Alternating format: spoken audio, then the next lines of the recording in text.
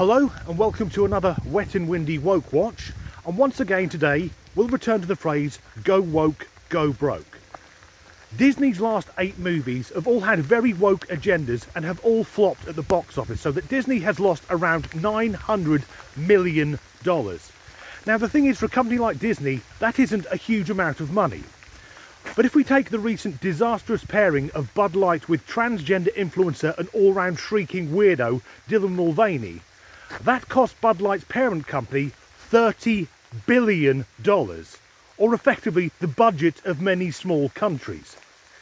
Nike also paired up with Mulvaney to get a biological man to model women's sports bras. They've been hit with their share prices, and also Adidas got a man to model its new range of women's swimwear, and also their stocks are down. It's clear now that the general public have had enough of this woke bullshit, and we're more than happy to punish companies by hitting them in the wallet.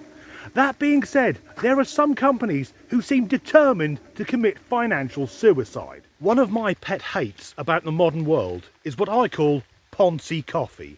You see, I grew up at a time when coffee came in black or white, and the only other option was whether or not you wanted sugar.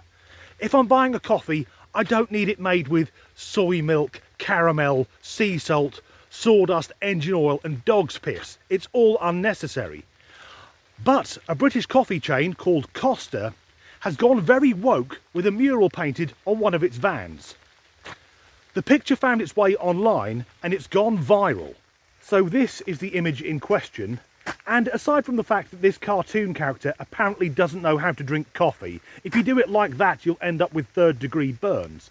The main issue is that if we look closely, that person has scars on their chest, because this is meant to depict a trans man, a woman who wants to present as male. And of course, if you are a woman who wants to transition to male, or at least appear male, and you're over the age of 18, that is your choice.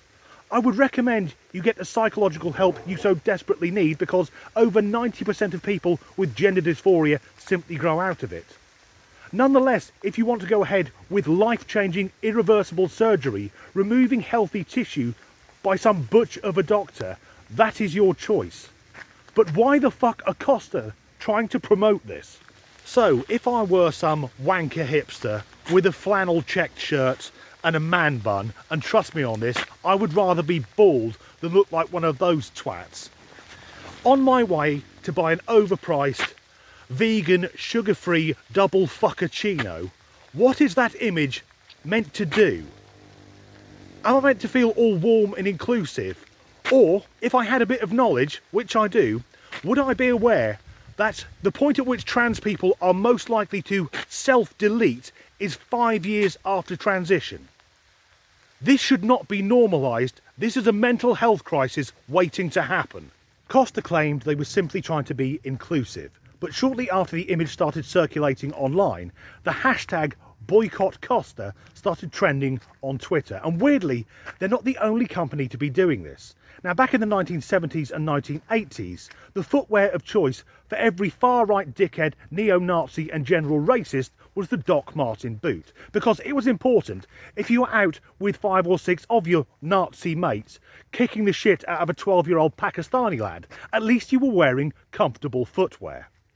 But now Doc Martens is giving away these special edition boots, which once again feature an image of a woman who's had a double mastectomy.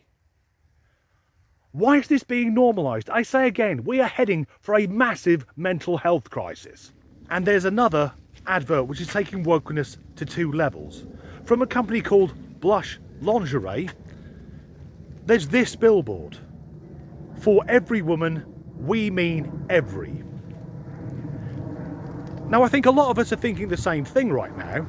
That person has a full beard, a hairy chest and hairy legs. That's a fucking man! So if we just brush aside the obvious misogyny that once again, this is women's clothing being modelled by a male model, thus depriving a woman the chance to earn a living. Who is this advert aimed at? I guess it's for men who have secrets. The type of men who would buy something for their wife because they now know that they can put on those undercrackers and their knob and bollocks will be covered. And will then take photos of themselves and post them on the internet. I am genuinely at a loss at who this is aimed at. Because I don't think lesbians would be into that. They're women who are attracted to women. They're not looking for someone with a fucking beard. I don't think many gay men would be into it either, because, again, it's men who are attracted to other men. Maybe there are some trans women, although I have to say, and this is a sad fact, the vast majority of young men diagnosed with gender dysphoria just turn out to be gay, and there's nothing wrong with that whatsoever. As for the other trans women, the transvestites, well, they're trying to convince lesbians that they are real women so they can shag them. This advert appears to appeal to no one. Of course, it isn't really aimed at anyone. It's more pointless woke virtue signalling. And a big part of wokeness is this insistence on being inclusive, even though it alienates 99.9% of potential customers. So, Costa Coffee, Doc Martens and Blush Lingerie, 3 more companies we should fucking boycott. As ever, thanks for watching.